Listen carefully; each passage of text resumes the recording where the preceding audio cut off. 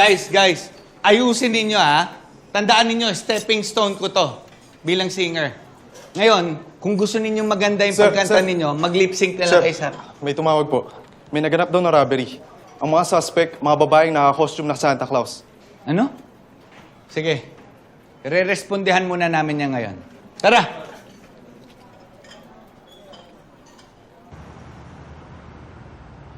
Mr. and Mrs. Mapalad, ako nga po pala si Lieutenant Garcia. Pasensya na po ha. Alam po namin, may trauma pa po kayo ngayon. Pero mas maganda kasi kung makipagtulungan na kayo sa amin ngayon habang fresh pa mga memorya ninyo. Huwag po kayo matakot. Magtatanong lang po ako. Nakilala niyo po ba kung sino yung may gawa nito sa inyo? Opo. Yung mga naka-Santa Claus po sila. Oo, Santa Claus silang damit. Santa Claus? Mga? So, hindi lang isa? Ilan sila? 4 na babae. Mr. Mapalad! Mr. Mapalad! Namamas ko po! Go!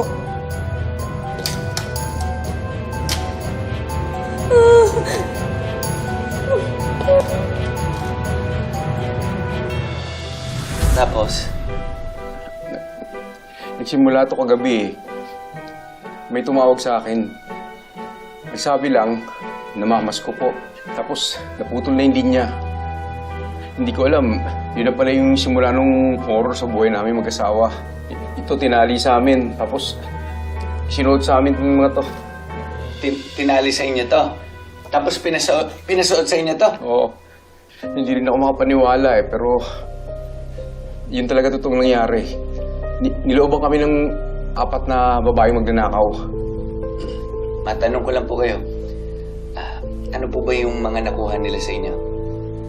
Mga alahas po. Mga alahas? Ano ba? Yun lang? Opo. Yun lang. Sir, ito po yung nakuha namin sa CCTV.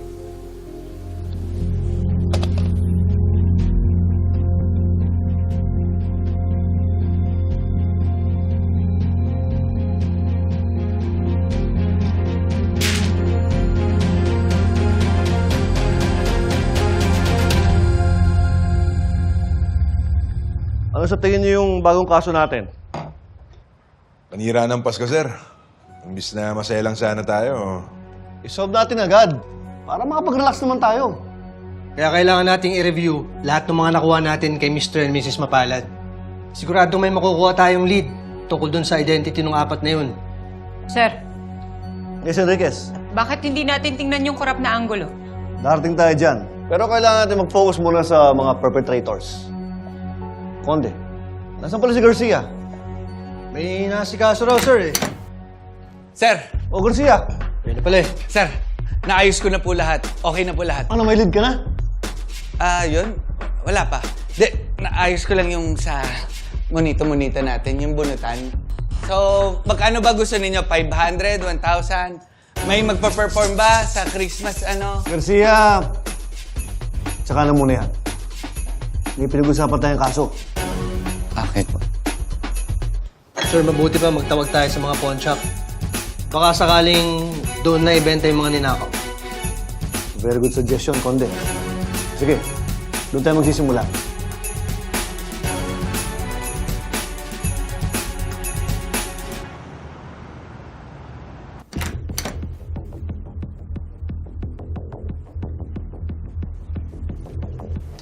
Ano po yun, ma'am? Magsasanda?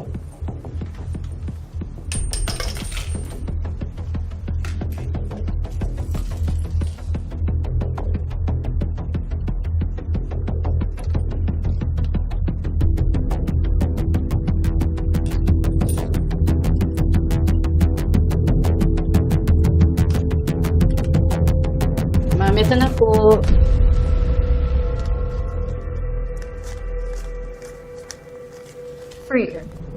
Talaga po, ma'am. Akin po tong pera na to. Maraming salamat po. Malaking tulong po. God bless po talaga. Thank you po.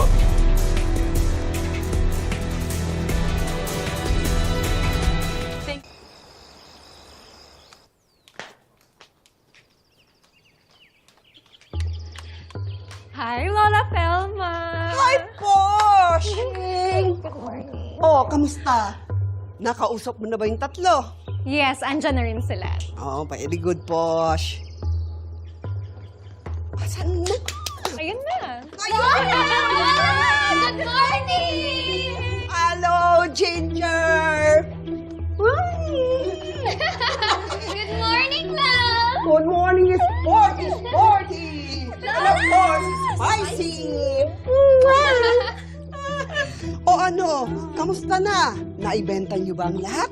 Yes, la. Na-exchange ko na yung karamihan. Oh. Kami din po, La. Tapos na. Wala ba naging problema sa pawn shop, sa alahero? Wala naman, la. And just like you taught us, bigyan ng tulong ang mga nangangailangan! At dahil good job kayo, kain na tayo! Oh my God! Wait, ako una. Wait, Eh, nakakalimutan.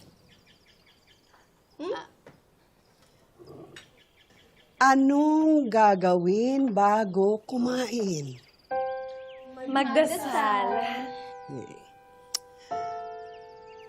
Maraming salamat po sa biyayang kaloob ninyo. Salamat din po, Panginoon, sa inyong patuloy na paggagabay at pag-iingat sa aking mga naggagandahang apo. Patuloy niyo po kaming gabayan, alagaan. At kung meron man po kaming pangangailangan, ang lahat po ay aming inaangat. Sa ngalan po ni Jesus na aming Panginoon. Amen! Go, go, go! O, anong balita? Oh my God, la. Excited ko talaga nakasawit na. Sabi ko sa tubig na. Ito na. Alam mo, sobrang sa yung ginawa natin. Oo. Good morning po, ma'am. Yes, ano po yun? Ako po si Patrolman Noble. Ito naman po ang partner ko, si Master Sergeant Enriquez. Magtatanong lang po kami kung may nagsanla o nagbenta po ng mga diamante o mamahaling alahas dito noong nakaraang araw. Ma'am, ito na po.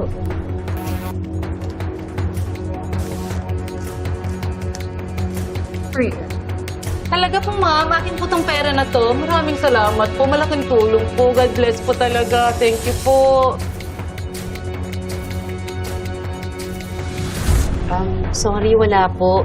Bibihira pong may nagbebenta o nagsasanla ng mga alahas. Cellphone, pwede pa. Ganun po ba?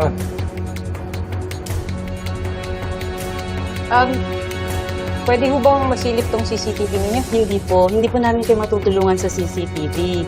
Company policy po. Not unless po kayo po yung nanakawan or nalooban. Sige ho. Salamat ho.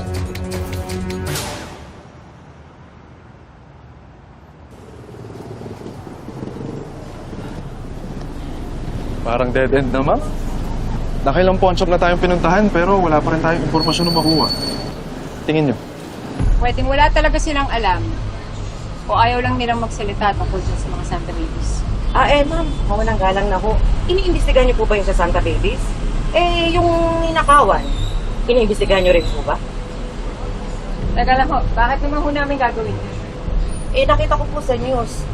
Di ba yun po yung may-ari ng Mapalad Construction? Dami nang nagsampa ng kaso dyan dati pero walang nangyayari. Pwede naman ho namin tingnan, pero hindi ho yung hinahawakan namin yung kaso Kung ganun, mali kriminal ang hinahanap ninyo. Kung sinasabi niyo ho ba na porket nakagawa ng masama, pwede naman pagnakawan? Oo, kasi kung hindi lang naman mapapanagot sa batas yung mga korap, mabuti lang na karmahin sila. Sige po, ma'am. May point siya, ma'am. Kaso, may batas tayong sinusunod, Noble. Tara, ma'am.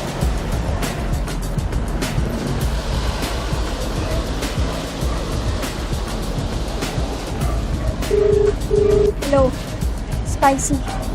Kasama mo ba si Sporty? May gusto sana akong paslak sa'yo. Anong balita sa lakad niyo, Garcia? Balita ko, napalabang kayo ni Conde, ah. Okay lang yun, sir. Kailangan ko rin naman ng konting exercise. Sinubukan namin, Chief, pero ayaw nilang magsalita. Enriquez, musta lakad niyo? Ganun din, Chief. Walang gusto magsalita tungkol dun sa mga magnanakaw. Actually, sir, mas kumakampi pa nga sila sa mga magnanakaw eh. Kayo, Samson? Chief, wala rin po. Mahigpit yung privacy rules ng subdivision na yun. Kahit nga tricycle, bawal pumasok doon sa loob, sir. Ibig sabihin, wala pa tayo nakuha lead sa mga magnanakaw na to. Sir, mukhang kailangan yung mapanood to.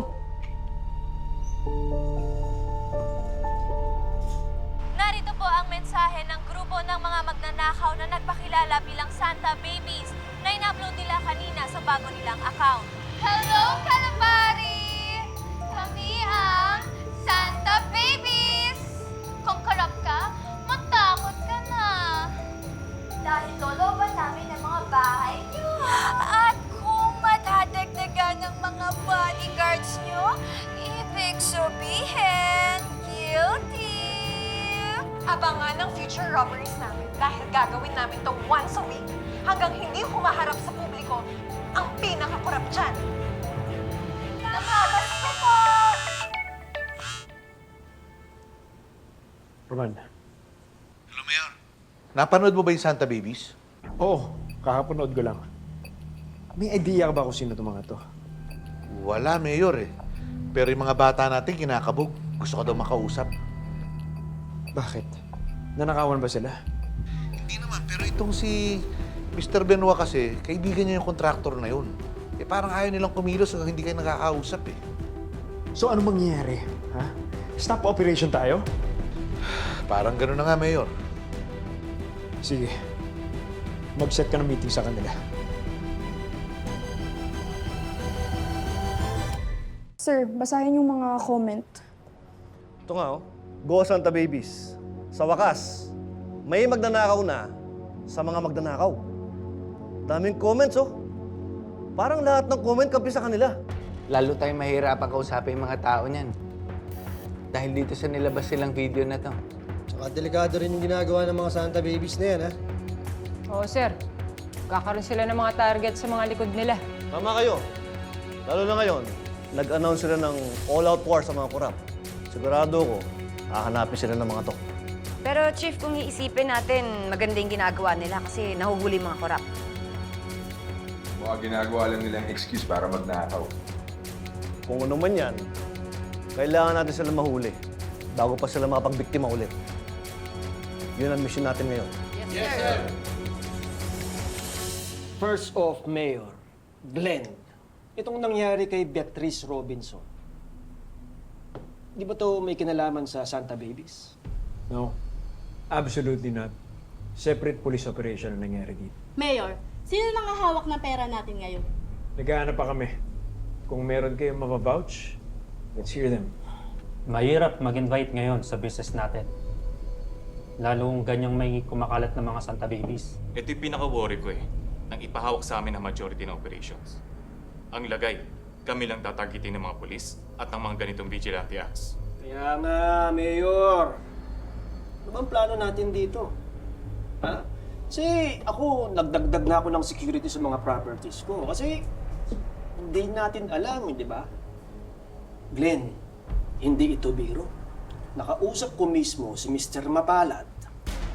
Organize yung mga babae.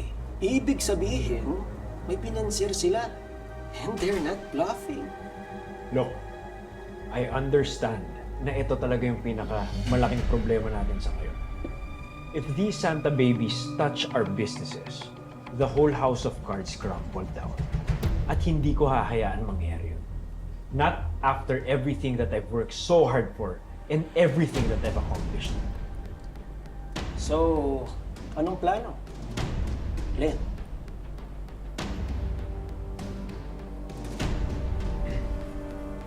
Ang bahala dyan.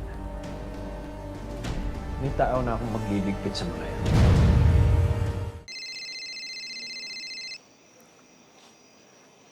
Sino to? Hello? Sino sila? Namamas ko po. Santa Babies? Yes? Gusto mo ba ng autograph, Master Sergeant Bobby Enriquez? Anong gusto mo? Paano mo nalaman yung number ko?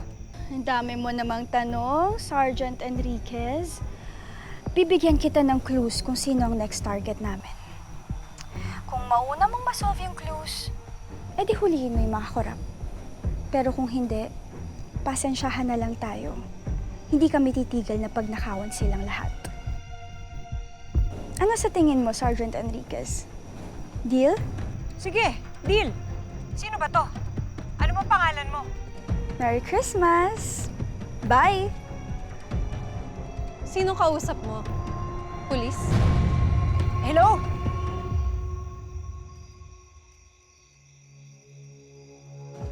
Ano ba, Ginger? Anong ginagawa mo? Ano akala mo dito, laro? Come on, Posh. Parehas lang naman sila ng pinaglalaban natin, di ba? I know, ang problema sa'yo, you always decide on your own. Ay, ba't hindi mo man lang kinansot si Lola Telma dito? Chill! Experimental lang naman to, Posh eh. Eh di kung walang mangyayari kay Sergeant Enriquez, eh di wala. Eh tuloy pa rin naman yung plano natin. Relax ka lang dyan.